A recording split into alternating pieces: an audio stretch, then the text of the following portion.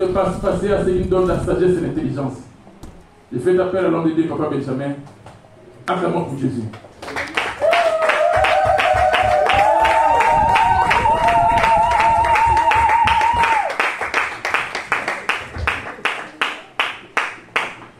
Amen, amen. Amen, amen, peuple de Dieu. Amen. Que l'Éternel, notre Dieu, vous bénisse. Amen. Nous allons prier pour la parole. Nous te disons merci, une fois de plus, Seigneur, car tu es merveilleux. Le miséricordieux, riche en beauté, lent à la colère, plein de compassion, plein de miséricorde, que ton nom soit élevé. Merci, Père Saint, pour ce moment. Seigneur, gloire, nous donnons comme nous vivons ton saint et divin. Toi qui parles, en fait, de donner la vie, Seigneur, va descendre, Seigneur, de nous parler et nous donner la vie. Car ta parole, bien, Père Céleste, c'est vraiment une véritable nourriture pour nous. Viens sauver nos vies, viens sauver nos âmes, Seigneur, le Dieu éternel. Jamais mais en ton saint et divin Père, que je disparais et que tu apparaisses, que je meure et que tu ressuscites. Que je sois baissé, Père Céleste, que seul toi tu sois élevé. Bénis, Père Céleste, que tu as posé à ce Dieu pour écouter ta parole. Seigneur, laisse que aucun d'entre nous ne puisse sortir de ces lieux tel qu'il est rentré, Père. Bénis ce moment, soit ta vie de la fin. Je m'oppose contre tout esprit de passé captif, tout esprit de distraction. Je les chasse, je les éloigne de ces lieux, je les envoie tous les arrivent au nom de Jésus-Christ. Père Saint, bénis ce moment, soit ta vie de la fin au nom de Jésus-Christ. Amen. Amen. Amen. Nous allons écouter la parole de l'Aimé. Nous allons commencer par ce passage.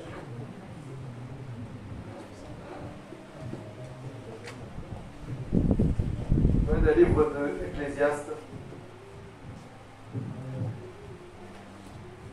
Ecclésiaste 9.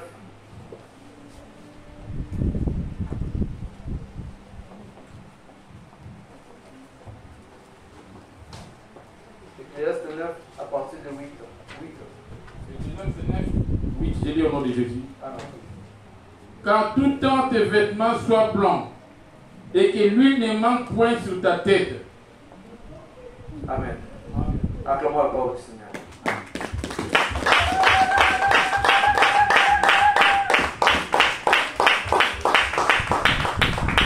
Prenons place, les amis. Amen, amen. Mais hier, en me réveillant, j'ai eu un coup de fil de maman. On m'appelle pour me dire qu'on a eu à passer, ils avaient veillé, ils avaient fait une veillée de prière toute la nuit de vendredi à samedi. Et Dieu est descendu pour parler par le biais de son serviteur. Dieu reproche les Israéliens car il ne voit pas la source de vie. Alléluia. Dieu nous dit qu'il ne nous voit pas. Quel que soit l'Israël ou de Paris ou bien de Kinshasa, il ne voit personne. À part son serviteur. Et ce message de hier m'a beaucoup secoué, m'a beaucoup mis dans des soucis, dans des chagrins. Je suis en train de réfléchir comment faire. Dieu dit qu'il ne voit pas l'ensemble de ses vies. Personne n'est en train de servir comme son serviteur. Et même nous qui nous tenons ici, et vous qui êtes dans la salle, Dieu ne voit personne. Quel que soit, ici à Paris ou bien en Afrique. Sauf son serviteur. C'est un souci, bien aimé. Pas seulement pour moi, c'est là de aussi être associé à toi. Nous sommes en train de prier, nous sommes en train d'invoquer, nous sommes en train de chercher. Nous sommes en train de venir. Et nous partons d'ici. Mais Dieu ne nous voit pas. S'il arrive à nous voir un peu, c'est à travers la grâce qu'il a vis-à-vis de son serviteur. À travers l'amour qu'il a vis-à-vis de son serviteur. C'est là que bien toi et moi nous sommes en train de retrouver la grâce de Dieu. Mais toi-même là où tu es, tel que nous sommes, Dieu dit qu'il ne nous voit pas. Parce qu'aucun de nous ne le cherche comme son serviteur le cherche.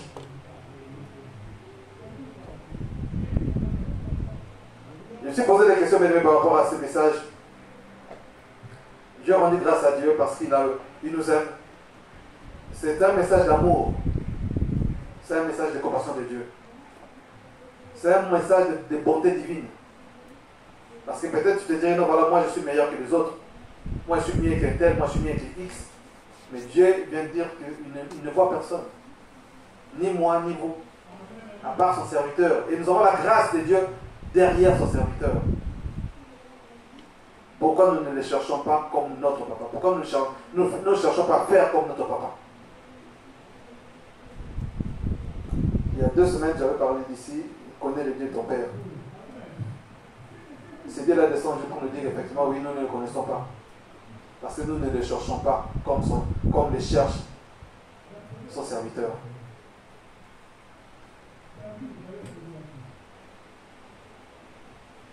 Avant que papa parte, il nous a parlé des 3 églises de Dieu. Il nous a parlé des 3 églises de Dieu. L'église de Jésus-Christ. L'église que Christ voit. L'église que Christ entend. Il nous a parlé de 3 églises. Il a dit sur la terre, je n'ai que 3 églises. Et les églises en question dont Jésus a parlé, il a commencé par énumérer.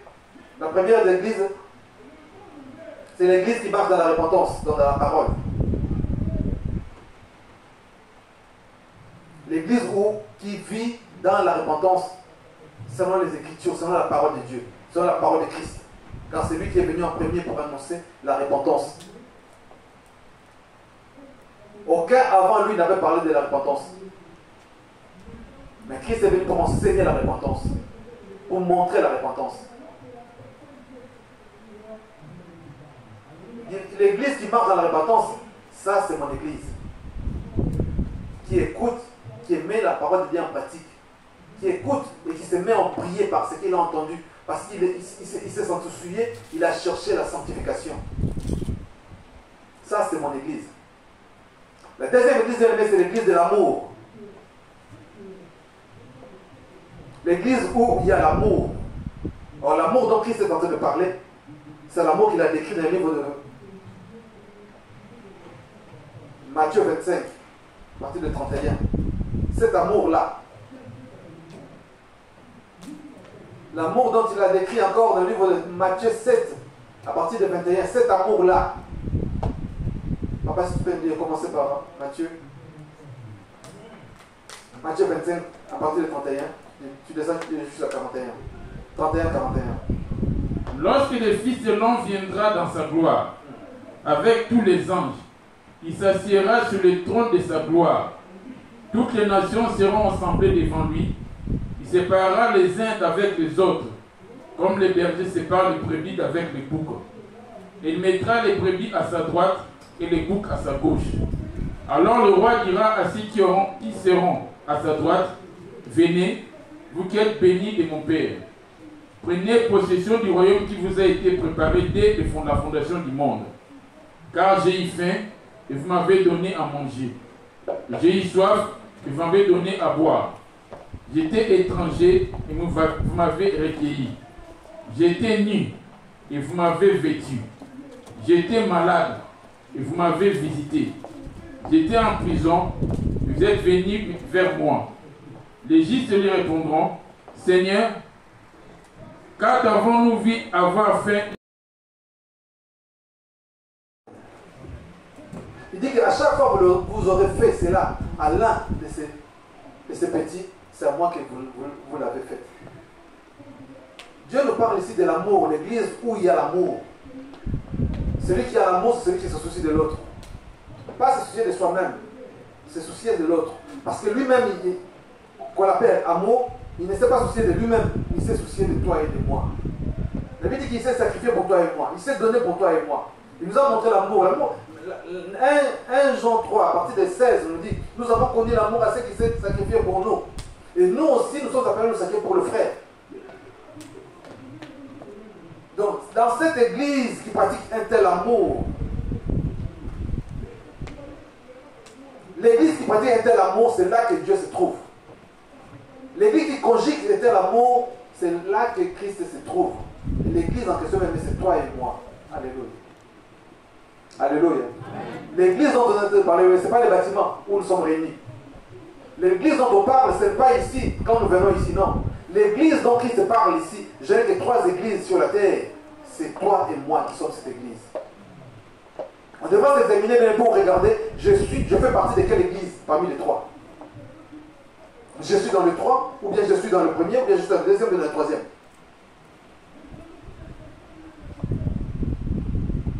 L'église même qui se soucie Comme Christ lui-même s'est soucié. Il a eu beaucoup de soucis. Il a dit comment récupérer mes créatures, comment récupérer ces âmes. Il dit non, il faut que moi-même je descende. Il est descendu, il veut se sacrifier. Il s'est donné lui-même. Il nous a montré par là l'amour. Si nous apprenons l'amour aujourd'hui avec les grands A, c'est parce qu'il s'est sacrifié, il s'est donné. La troisième église dont Dieu a parlé, c'est l'église de l'intercession. Alléluia. La troisième église dont Christ a parlé, qui lui appartient, c'est l'église de l'intercession. Celui qui ne prie pas pour soi-même, mais qui prie pour son prochain. Celui qui ne se soucie pas de soi-même, mais qui se soucie de son prochain. Mais dans ces trois églises, est-ce que tu te trouves quelque part? Dans ces trois églises, on figure quelque part. Dieu dit que je ne vois pas la source de vie. À part mon serviteur, je ne vois pas la source de vie. Nous sommes combien? Mais c'est un souci. Que Dieu ne nous voie pas, c'est un souci. Que Dieu ne témoigne pas, c'est un souci. Ne venons pas même pour remplir le banc. Ne venons pas même pour faire juste un acte de présence. Mais cherchons à ce que ce Dieu-là puisse nous voir aussi. Cherche à ce que là où tu es, que Dieu te voit aussi.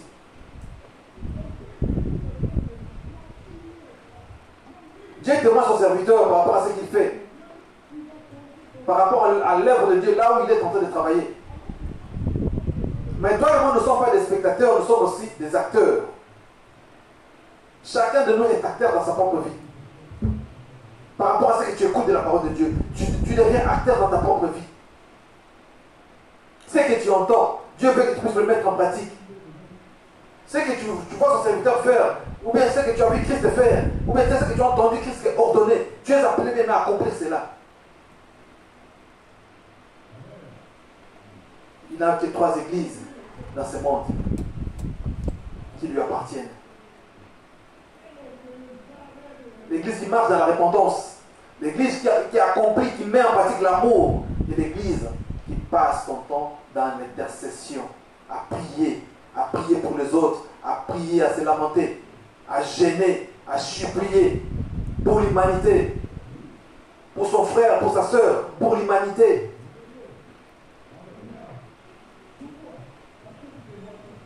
Eh bien, mais c'est une grâce. Je cesserai de jamais de le dire, nous avons une grâce de pouvoir nous trouver ici, pour écouter la parole de Dieu. Car Dieu nous aime réellement. Donc nous sommes appelés à lui rendre cet amour, à lui démontrer cet amour. Nous sommes appelés même à conjuguer vis-à-vis de notre Dieu cet amour que Dieu nous donne. Nombreux qui étaient ce monde n'ont jamais entendu ces choses. Nombreux sont retournés auprès de lui, n'ont jamais pu apprendre ces choses. Mais toi et moi, Dieu a permis à ces personnes d'écouter et entendre ces choses, afin de corriger notre vie. Afin de corriger notre vie. Ce n'est pas pour glorifier son serviteur, mais c'est pour que toi et moi puissions nous corriger. Réparer là où nous sommes fautifs. Réparer là où nous ne marchons pas comme il faut. Là où nous ne conduisons pas comme il faut. Dieu fait que nous puissions réparer notre vie. Organiser notre vie autrement. Marcher autrement. Mais c'est bien de venir. Mais nous partons avec quoi? C'est bien de venir. Mais nous rentrons chez nous avec quoi?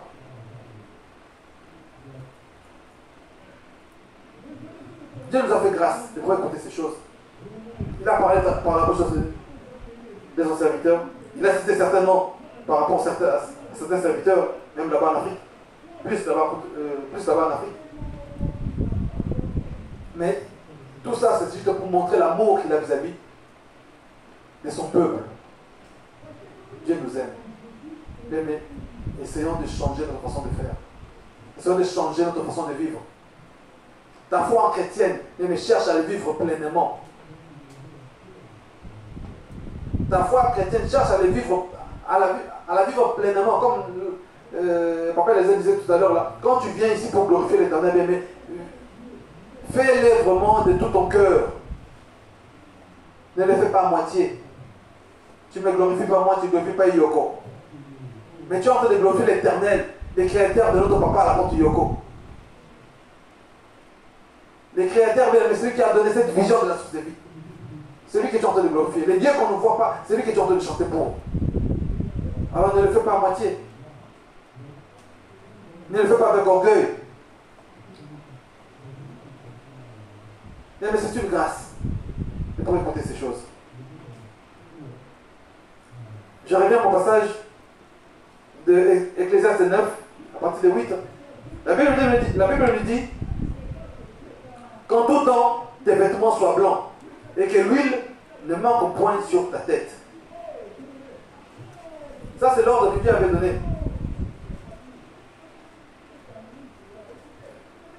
Pour les enfants de Dieu. C'est un ordre. Il dit de veiller à ce qu'en tout temps, que tes vêtements soient blancs et que l'huile ne manque pas sur ta tête. Nous voyons aujourd'hui les gens, certaines personnes commencent à se mettre plein d'huile sur la tête lors de consécration. Ils prennent l'huile d'olive, ils prient pour l'huile d'olive, ils versent sur la tête des gens. Je vois même certaines églises où ils ne se revêtissent pas. Ils ne s'habillent pas quand ils viennent pour prier. Ils ne viennent plus habillés en noir, en rouge, vert. Non, ils ont tous des vêtements blancs. Alléluia. Ils mettent des vêtements blancs. Or, ce n'est pas ça que Dieu est en train de parler. Ni l'huile, ce n'est pas l'huile dont Dieu est en train de révéler. Les vêtements, ce n'est pas ce que Dieu est en train de dire ici. Il dit de veiller à ce que, en tout temps, tes vêtements restent blancs. Les vêtements en question, c'est ton âme. L'huile en question, c'est ton esprit. Que c'est l'esprit de Dieu. Que l'esprit ne manque pas sur ta tête. Que l'esprit ne manque pas en toi. Nombreux même sont en train de nous égarer aujourd'hui à cause de ces choses. Parce que nous ne voulons pas lire la Bible comme Dieu est en train de le révéler, mais nous cherchons bien à expliquer selon nos sentiments, selon notre plaisir. Il fut un temps où bien les gens avaient du mal à comprendre Christ quand il parlait. Il fut un temps où les gens ne comprenaient pas la parole de Christ. Mais toi et moi, nous avons pu avoir la grâce par le Saint-Esprit de pouvoir aujourd'hui analyser qu'est-ce que Christ voulait dire, qu'est-ce que Christ est en train de parler. Nous n'aurons pas d'excuses, mes bien-aimés. Nous n'aurons pas d'excuses à dire non, moi je ne savais pas. Je n'avais pas entendu, je ne savais pas. Non. Tout le monde aujourd'hui sait. Tout le monde aujourd'hui connaît. Il dit de veiller à ce que tes vêtements restent toujours blancs et que l'huile ne manque pas sur ta tête. De veiller par rapport à ton âme, que ton âme ne soit pas souillée et que le Saint-Esprit demeure toujours en toi. Or, c'est l'Esprit de Dieu qui vient nous enseigner comment marcher, comment vivre, comment exister dans ce monde. Il dit que l'Esprit de Dieu vous convaincra du péché. Quand il vient en quelqu'un, il vient pour enseigner comment marcher avec ses dieux, comment vivre à côté de ses dieux. Mais Dieu tient beaucoup à ce que bien ton âme reste sainte, je dirais, saine. Que ton âme ne soit pas souillée, ni tachée. Il nous dit dans le livre de Genèse.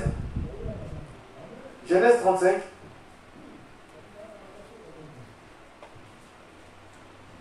Genèse 35.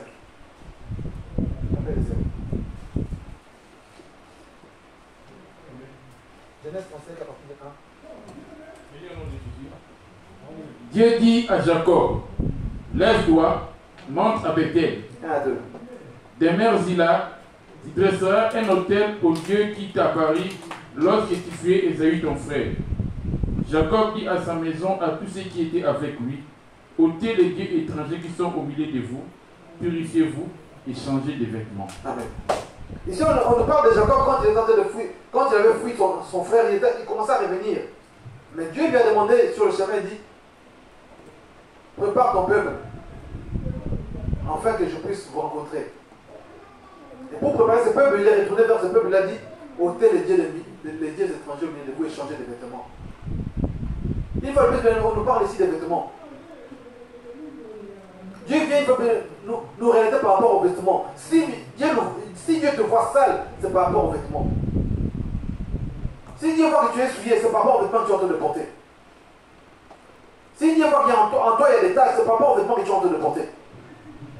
Or, il vient de dire que en tout temps, que tes vêtements soient blancs. Et qui ne marque pas lui sur ta tête.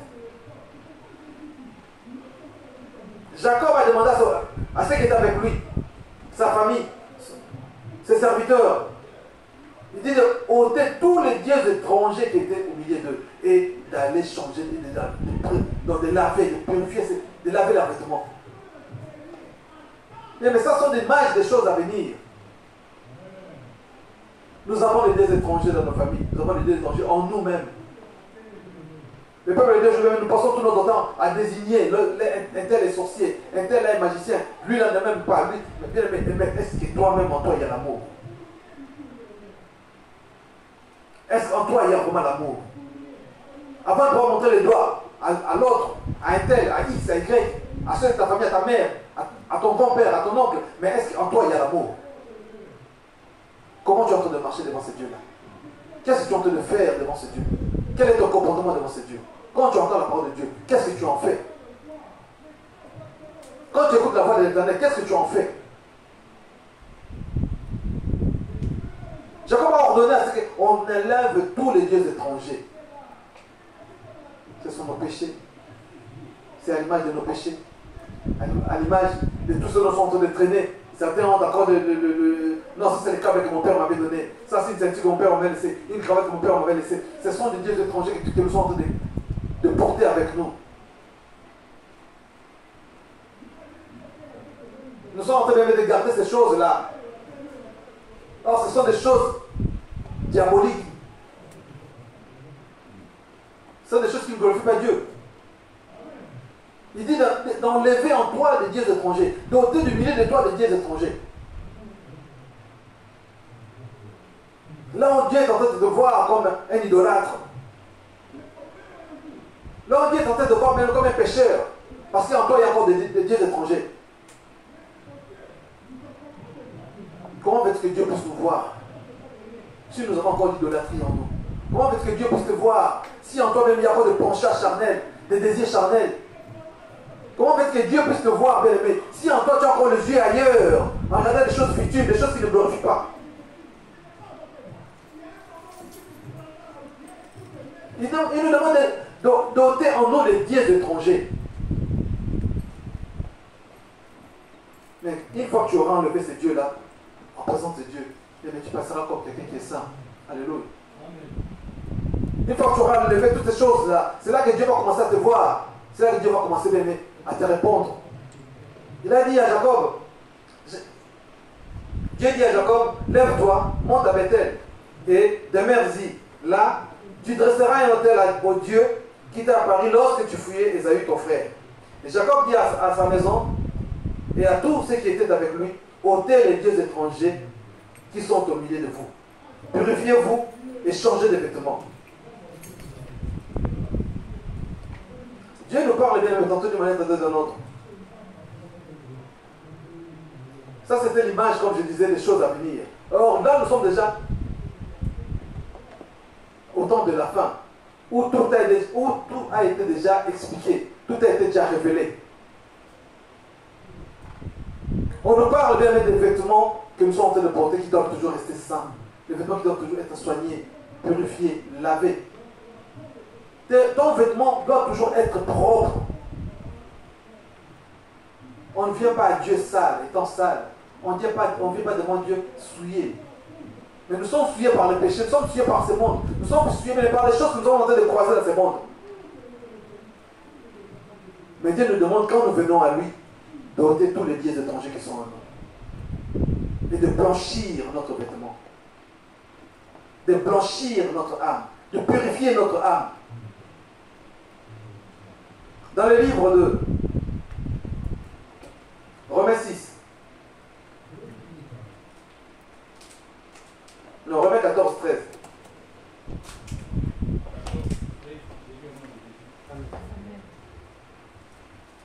Ne vous jugez donc plus les uns les autres. Non, 13, 14. Mais revêtez-vous du Seigneur Jésus-Christ et n'ayez pas soin de la chair pour en satisfaire les convoitises. Commence à 12. La nuit est avancée, les jours approchent. Dépouillons-nous donc des œuvres des ténèbres et revêtons les armes de la lumière. Marchons honnêtement comme en plein jour, loin des excès et des livronneries, de la luxure et de l'impudicité, des querelles et des jalousies, mais revêtez-vous du Seigneur Jésus-Christ et n'ayez pas soin de la chair pour en satisfaire. Les vêtements dont Dieu est en train de nous parler, c'est notre Seigneur Jésus-Christ. Dans l'image des choses à venir, dans l'Ancien Testament, c'était les vêtements dont on parlait. Mais les vêtements aujourd'hui, révélés par le Saint-Esprit, c'est ton âme que tu as appelé à purifier. De toute souillure. C'est ton âme que même tu as appelé à laver de toute souillure. Or, l'âme est lavée par la parole. La Bible dit dans Jean 15, maintenant vous êtes purs à cause de la parole que je vous ai annoncée. Donc c'est cette parole même qui vient nous purifier. Quand tu marches avec la parole, tu commences à te purifier, à purifier ton âme, ton esprit, à te laver devant ton Dieu. Quand tu mets en pratique la parole, c'est comme ça que tu commences à laver ton âme. Il dit, revêtez-vous du Seigneur Jésus-Christ et n'ayez pas soin de la chair pour en satisfaire la convoitise. Comment se revêtir du Seigneur Jésus-Christ? Or, Jésus-Christ est la parole. Comment se revêtir du Seigneur Jésus-Christ? Or, Jésus, tu ne le vois pas. Mais tu entends sa parole, tu écoutes sa parole, tu connais sa parole. En mettant en pratique sa parole, c'est comme ça que tu commences à te revêtir, à changer ton vêtement, à purifier ton vêtement. Tant que tu resteras éloigné de cette parole aimée, tu seras toujours souillé. Tant que tu seras éloigné de la parole de Dieu, tu seras toujours ténèbres devant Dieu. Et Dieu ne te verra jamais. Il nous dit de nous revêtir de Seigneur Jésus comme on se revêt d'un vêtement.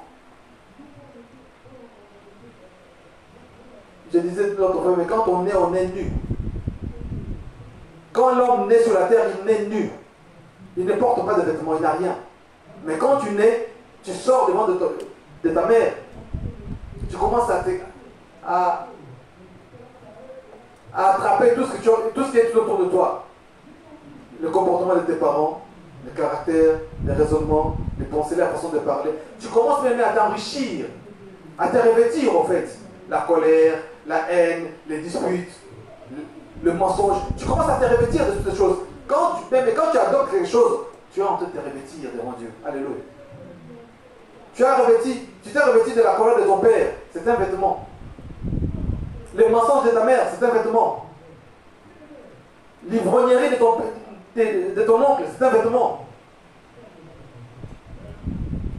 L'impudicité de ton grand frère, c'est un vêtement. Donc on commence à se revêtir, à s'habiller. Or, Christ ne veut que nous puissions juste porter un seul vêtement. C'est Jésus. Alléluia. Il veut que toi et moi, nous puissions porter qu'un seul vêtement, qui est Christ. Il dit, revêtez-vous du Seigneur Jésus-Christ et n'ayez pas soin de la chair pour satisfaire les convoitises. Parce que quand tu cherches à faire les désirs de la chair, mais tu es en train de sortir de la parole. Si tu veux satisfaire des sentiments, ton cœur, tu es en train de t'éloigner de la parole de Dieu.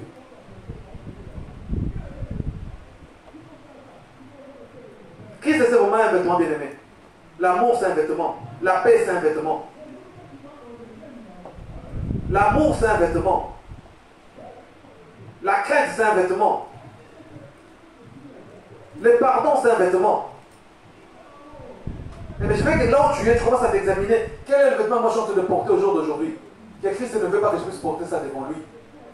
Quel est le vêtement que je suis en train de porter en sa présence? C'est bien de prier. C'est bien de prier, c'est bien de prêcher cette question de le prêcher. Mais quel vêtement je suis en train de porter? La haine, la colère, le mensonge, l'impudicité, l'arrogance, l'orgueil, l'idolâtrie. Quel vêtement porte? Qu'est-ce que je suis en train de porter comme vêtement? La magie, la sorcellerie. Qu'est-ce que tu es en train de porter comme vêtement tel que tu es là, bien-aimé? Il nous demande juste de porter un seul vêtement qui est Christ. Or, pour pouvoir porter Christ, c'est dans les œuvres. Quelles sont les œuvres que tu es en train de donner aujourd'hui? Quelles sont les œuvres que tu es en train de porter aujourd'hui? Apocalypse 13. Non, 19 à partir de 7. Quel est le vêtement que tu es en train de porter aujourd'hui? Nous avons entendu l'autre côté comment est-ce que la Bible nous a dit qu'en tout temps, tes vêtements soient blancs et qu'il ne manque pas sur ta tête l'huile. Apocalypse. Apocalypse 19 à partir de 7. Réjouissons-nous et soyons dans l'allégresse. Amen. Et donnons-lui gloire. Car les noces de l'agneau sont venues et son épouse s'est préparée. Il lui a été de se revêtir d'un vêtement d'un félin éclatant, pur, car les félins, ce sont les œuvres justes des saints. On nous dit qu'il lui a donné à l'épouse de se revêtir d'un félin éclatant, pur. Et le félin en question, ce sont les œuvres justes de saints. Le félin que bien Dieu a appelé à porter, qui est pur et éclatant, d'une blancheur qu'on ne peut pas comparer. Ce sont les œuvres justes de saints. Quelles sont les œuvres que tu es en train de donner aujourd'hui, bien aimé? Là, on est en train de chercher la face de Christ. Nous venons pour prier, nous venons pour l'invoquer, nous venons pour les chercher, afin qu'il puisse nous donner des réponses à nos problèmes, à nos situations, à tout ce que nous sommes en train de traverser. Qu'est-ce que nous sommes en train de nous revêtir en sa présence? Jacob a dit à sa famille d'ôter les dieux étrangers parmi eux. Et que chacun d'eux aille laver ses vêtements. Parce que les vêtements doivent paraître sales devant l'Éternel. Qu'est-ce que tu es en train de ramener comme vêtements devant ces dieux-là? Qu'est-ce que tu as porté là devant ton Dieu?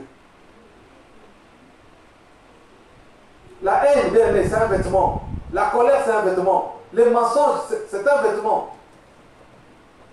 L'orgueil, c'est un vêtement. Ça l'est un aussi. Qu'est-ce que tu es en train de porter aujourd'hui comme vêtement devant ton Dieu? Parce que Dieu te voit, Dieu te connaît, Dieu te regarde. La sorcellerie aussi, c'est un vêtement. C'est un vêtement, bien aimé, la sorcellerie. L'homme de Dieu nous a dit la dernière fois, nous avons presque 6 ou 7 sortes de sorcellerie. La première sorcellerie, bien aimée, c'est celui qu'on appelle les 12 malins.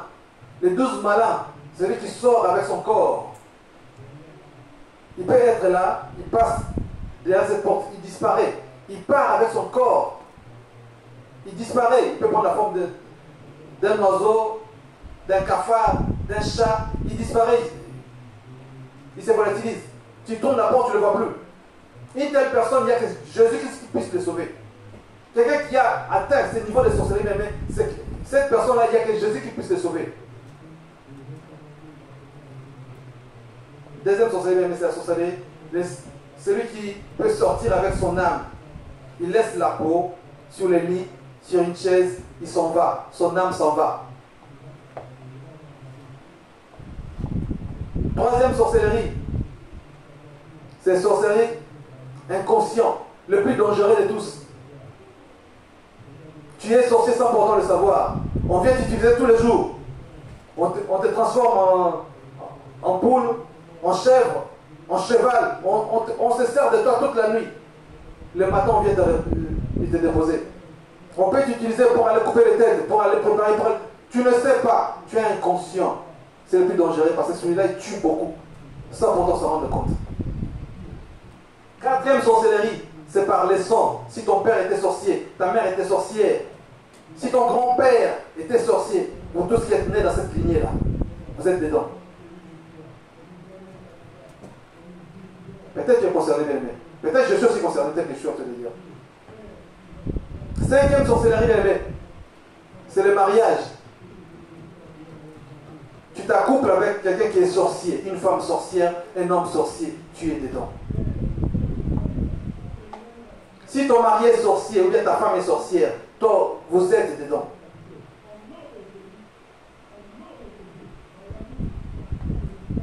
Mais commence à t'examiner là où tu es. Cinquième. Sur cinquième 5 déjà. 6. Sixième. Sixième, bien aimé. Vous savez, les sorciers, pour pouvoir ensorceler, envoûter, il faut une certaine haine, il faut une certaine méchanceté.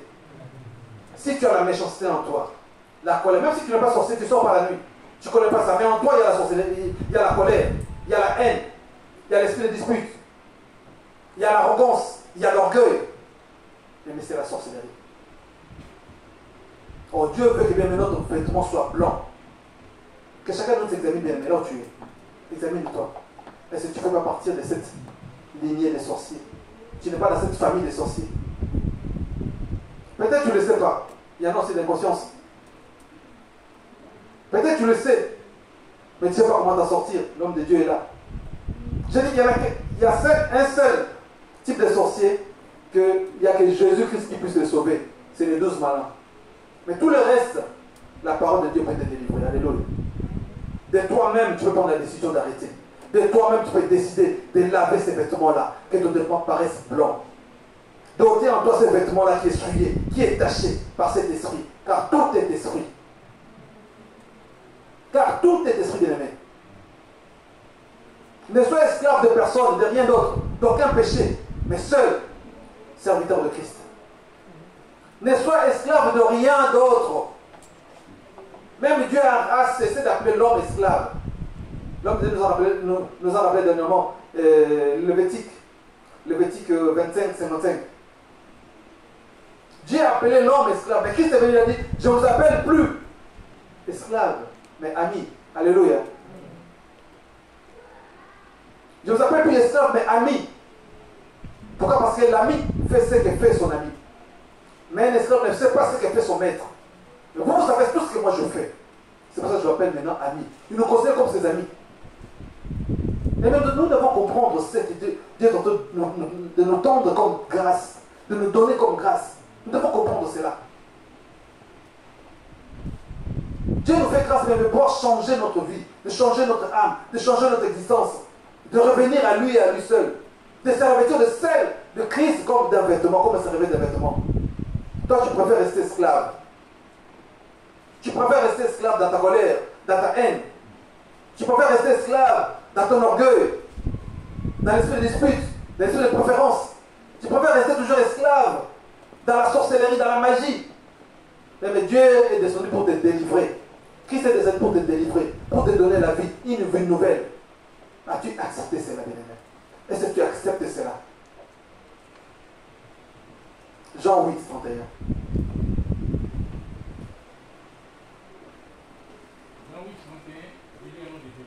Amen.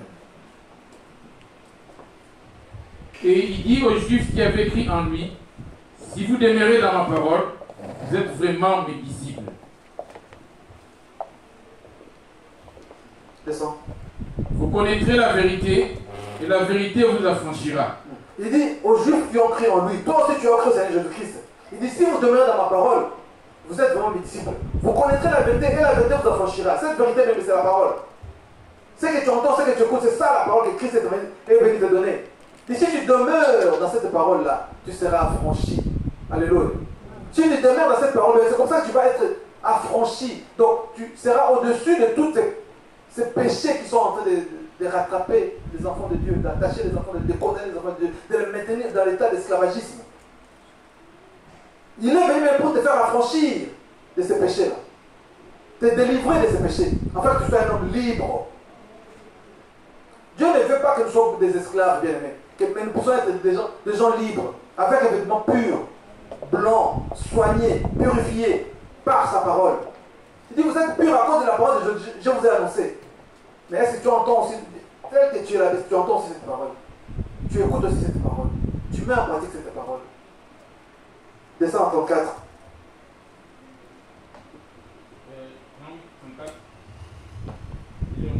Amen.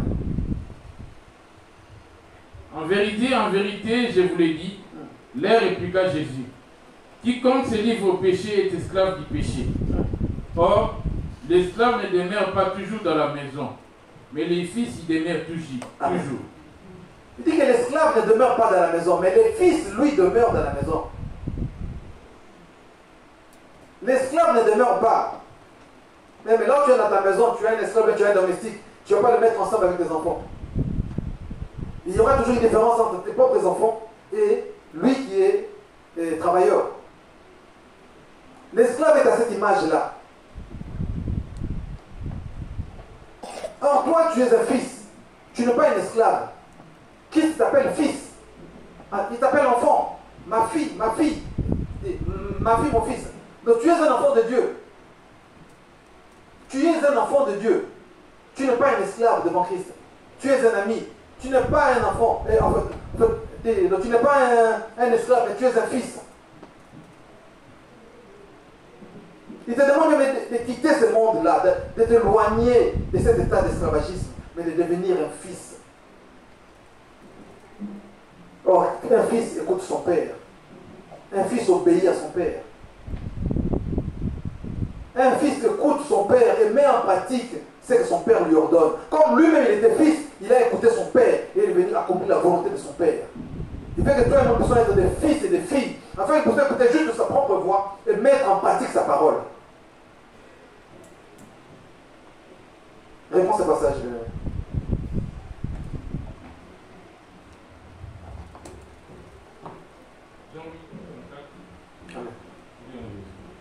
En vérité, je vous l'ai dit, leur répliqua Jésus, quiconque se livre au péché est esclave du péché.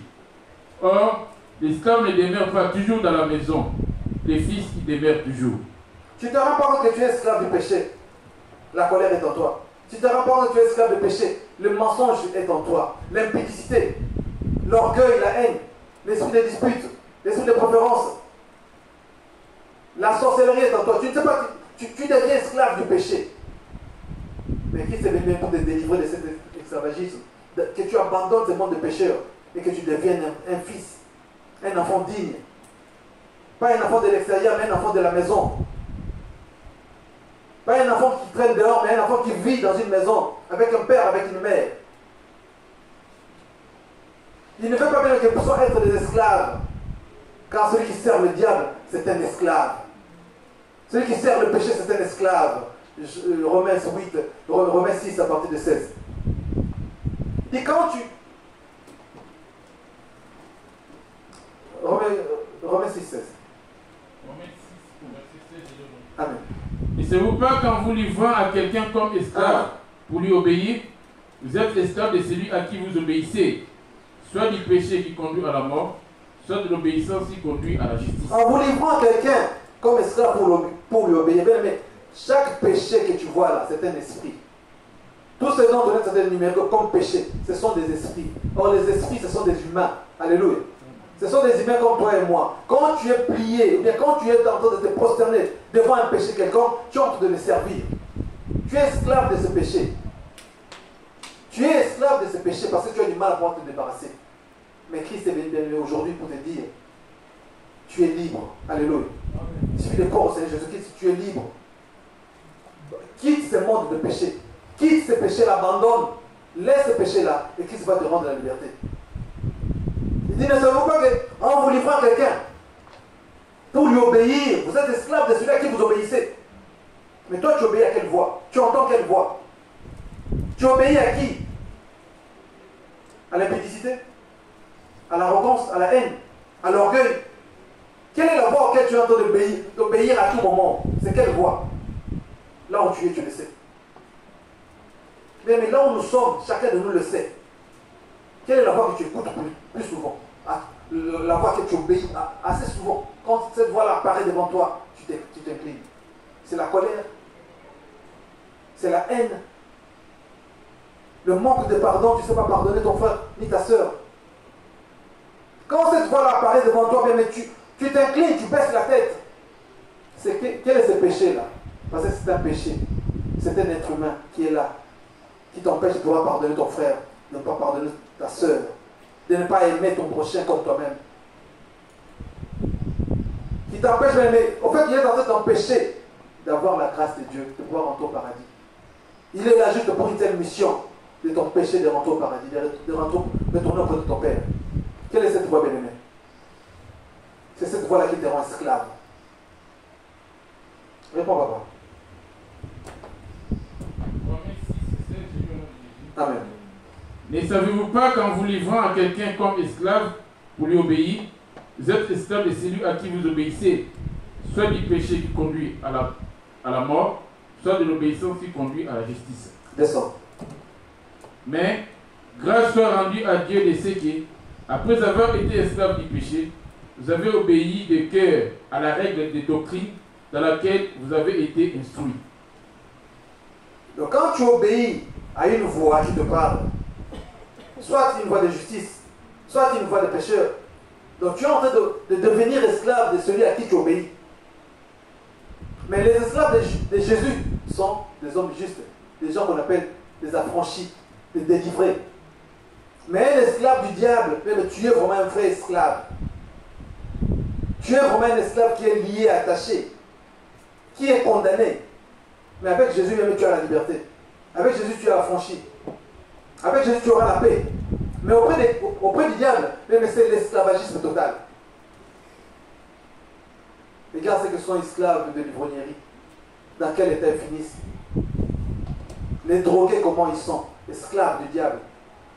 Les menteurs, comment ils sont? Comment ils finissent? Les esclaves du diable. Les orgueilleux, comment ils sont? Comment ils finissent? Les esclaves du diable. Les impudiques, comment ils sont? Comment ils finissent? Les esclaves du diable. Les sorciers, les esclaves du diable. Examine bien tous ces esclaves-là, tous ces genres d'esclavagisme. Et ceux qui sont esclaves du juste. Comment sont-ils? Quelle est la différence qu'il y a entre les deux? Mais pendant que tu as envie, c'est vrai qu'il faut que tu décides. Pendant que tu es en train de marcher, c'est vrai qu'il faut que tu prennes des décisions.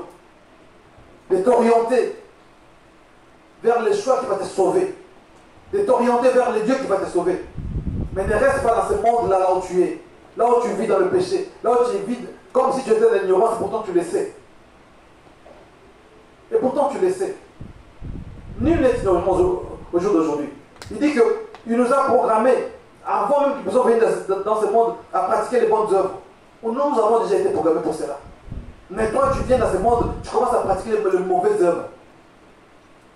Tu vis selon le monde, selon les sentiments, selon la chair. Oh, il nous dit de ne pas faire plaisir à la chair, de ne pas marcher selon la chair, de ne pas être esclave de la chair, mais de marcher selon l'esprit, marcher selon la parole, pour ne pas accomplir les désirs de la chair. Mais toi, tu marches comment aujourd'hui? Comment tu es en train d'évoluer dans ta foi chrétienne, dans ta vie chrétienne? Et bien, j'ai commencé par vous dire que Dieu a donné ce message dans la source de vie, que Dieu ne nous voit pas. À part son serviteur, Dieu ne voit personne. Comment sommes-nous en train de marcher devant ce Dieu-là? Comment sommes-nous en train de marcher devant ce Dieu? Il est temps que chacun de nous s'observe, qu'il s'examine, que vérifie-toi dans tous les sens.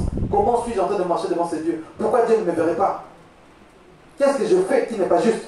Qu'est-ce que je dis qui n'est pas juste? Qu'est-ce qui ne glorifie pas Dieu dans ma vie, dans mon existence, dans ma foi? Qu'est-ce qui ne rend pas gloire à Dieu? Mais tu es un chrétien, tu dois te poser de véritables questions. Il ne faut pas avoir peur. La mort n'aura pas honte de toi. La mort ne te craindra pas. Le jour où il va venir frapper à ta porte, mais il ne va pas hésiter. Mais pendant que tu es en vie, c'est le moment de pouvoir commencer à te poser de bonnes questions. Qu'est-ce que je suis en train de faire avec ma foi en Jésus-Christ? Si Jésus revenait aujourd'hui, est-ce qu'il va me prendre? Est-ce que je vais monter avec lui? Je vais être avec lui. S'il revenait aujourd'hui, est-ce que je serai choisi moi aussi parmi les siens, parmi ses enfants? Parce qu'il dit qu'il mettra ses enfants de côté. Il va séparer les brebis et le bouc. Il prendra les boucs pour les envoyer là où il avait préparé pour aller finir avec le diable qui est leur père. Mais les brebis, il les prendra avec lui. Venez, vous allez rentrer dans le royaume de votre peur. Parce que vous allez marcher dans la crainte, dans l'observation, dans la mise en pratique. Mais toi et moi, bien aimés, nous serons de quel côté ces jours-là? Nous serons de quel côté? Es-tu esclave? Bien, tu es un affranchi. Es-tu esclave? Bien, tu es un condamné. Alléluia. Alléluia, bien-aimé. Nous allons dans le livre de Colossiens 5. Colossiens 5. Colossiens 3, 5 à 8. Colossiens 3.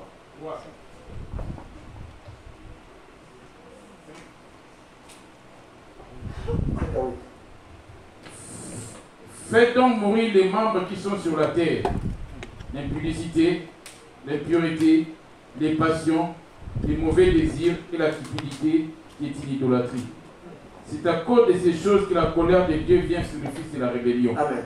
Il dit, faites donc mourir vos membres. Faites donc mourir ce qui, dans vos membres, est terrestre.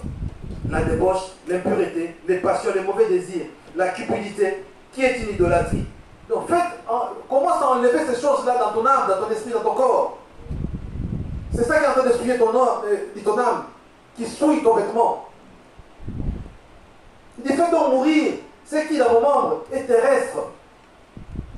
les désirs, tout ce que tu t'es amassé quand tu es né, la colère de ta mère, de ton père, la haine, les disputes, les colères, le mensonge, tout ce que tu t'es amassé, commence bien à te débarrasser de toutes ces choses. Commence à abandonner toutes ces choses-là. Il dit, c'est ça qui appelle la colère de Dieu. C'est ça qui attire la colère de Dieu. Commence-toi dès à présent à te débarrasser de toutes ces choses. Pendant que tu es encore en vie, pendant que tu es encore en train de marcher, cherche bien à commencer déjà à te débarrasser de toutes ces choses. Car Dieu t'observe, Dieu te voit. Dieu te regarde. Mais nul n'est encore prêt. Nul ne s'est encore approché de Dieu. Mais nous sommes encore éloignés de ces dieux-là. Par rapport à tout ce que nous sommes en train de nous acquérir dans ce monde. L'idolâtrie. Il dit, faites donc mourir ce qui dans vos membres est terrestre, la débauche, l'impureté, les passions, les mauvais désirs et la cupidité, qui est une idolâtrie.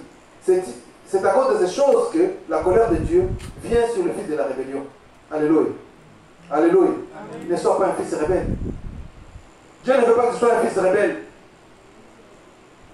Il veut que tu sois un véritable fils qui entend, qui obéit, qui écoute et qui met en pratique.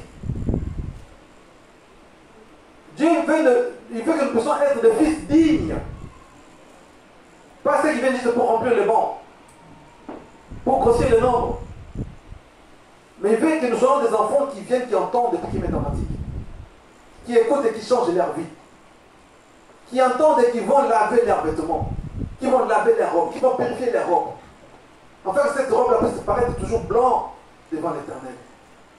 Or, ta robe, c'est ton âme. Or, ton âme, mais tu le nourris par les œuvres que tu es en train d'accomplir à cause de la parole que tu entends. Quelles sont les œuvres que tu accomplis aujourd'hui, bien-aimé? Nous venons de lire que les œuvres pures, les œuvres des saints, non, le lin pur et éclatant que portent les saints, ce sont les œuvres. Quelles sont les œuvres que tu es en train de porter aujourd'hui? Alléluia. Quelles sont les œuvres que tu es en train de porter aujourd'hui devant ces dieux-là? Et moi qui vous parle et vous qui m'écoutez, quelles sont nos œuvres que nous sommes en train de porter devant ces dieux? Nous écoutons la parole de Dieu, nous entendons la parole de Dieu, nous connaissons la parole de Dieu. Nous sommes même prêts à prêcher même dehors, oui. Mais quelles sont les œuvres que nous sommes en train de porter devant ces dieux? Dieu ne regarde pas les apparences, mais il rentre dans la profondeur. Dieu ne regarde pas les apparences, bien aimés, mais il rentre dans la profondeur. Quel est l'état de ton âme devant ces dieux? Quel est l'état de ton esprit devant ces dieux? Alléluia. Alléluia. Mais si tu ne poses pas de bonnes questions, dis-toi bien, mais tu es déjà à la porte de l'enfer. Si tu ne cherches pas à t'examiner comme il se doit, tu es déjà à la porte de l'enfer. En Romains 2 Corinthiens 13, 1.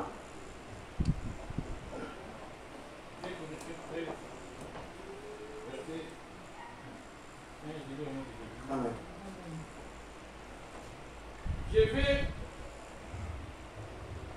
Je vais chez vous pour la 3e fois. Non, 5. On commence à 5.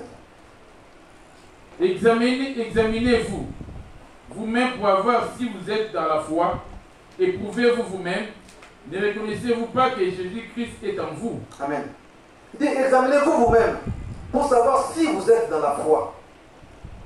Que chacun de nous-mêmes prenne le temps de pouvoir s'examiner soi-même. Si réellement je suis dans la foi. Que chacun se vérifie à tout moment si réellement je suis dans la foi. Si vraiment je marche avec Christ. Si Christ est en moi, bien moi je suis en Christ.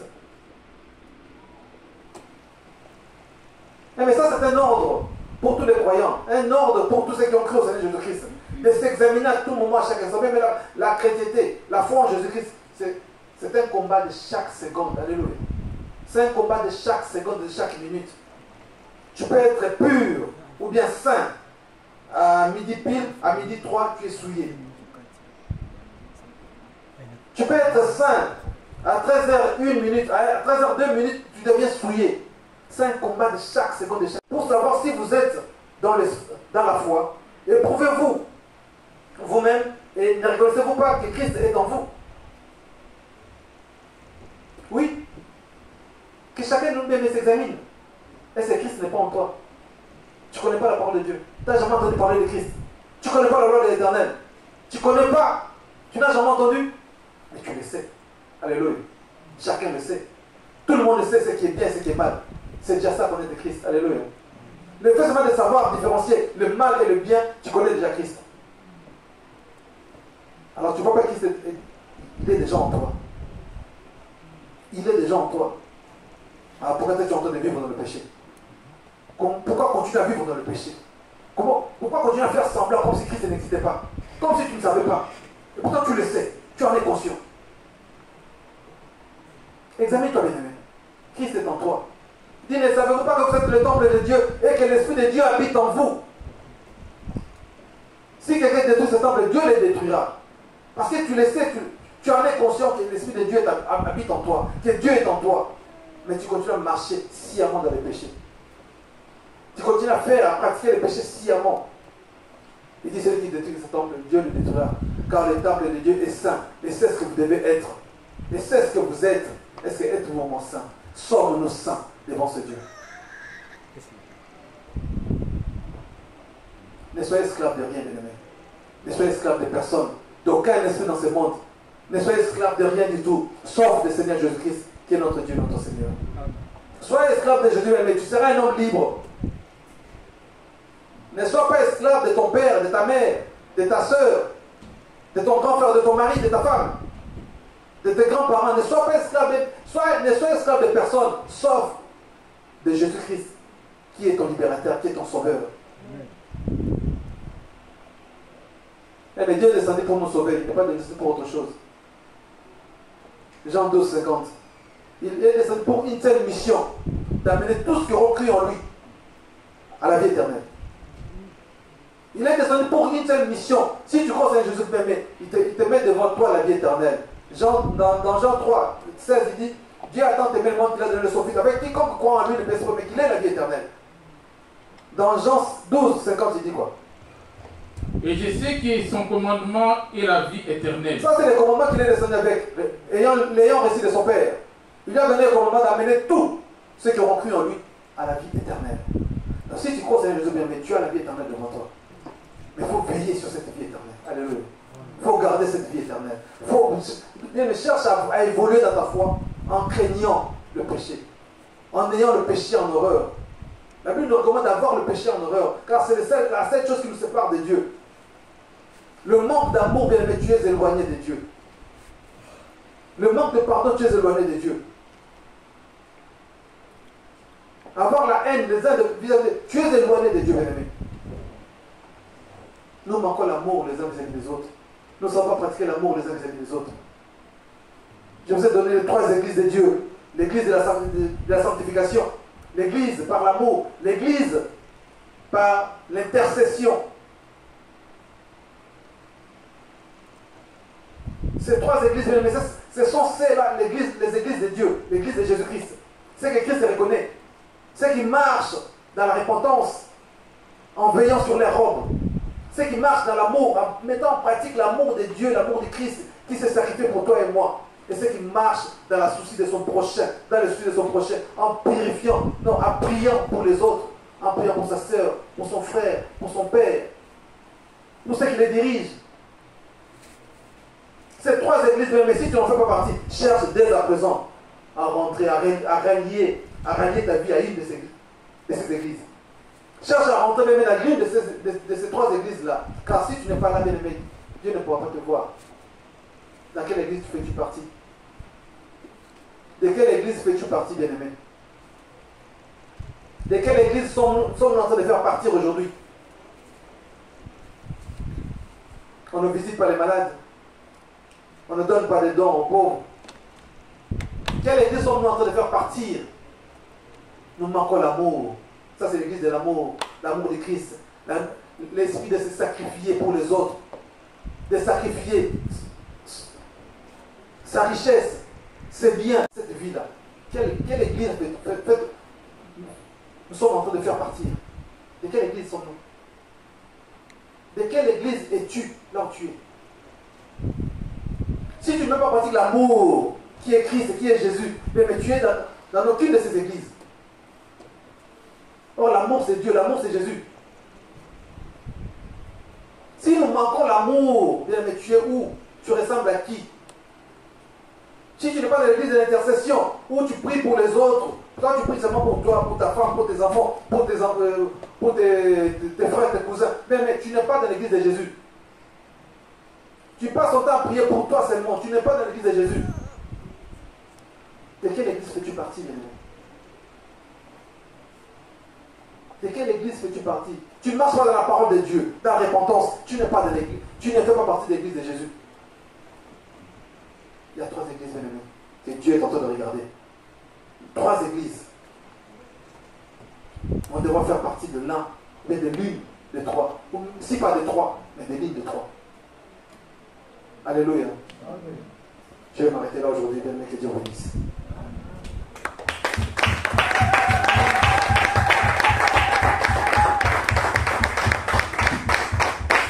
Amen, amen, amen, amen.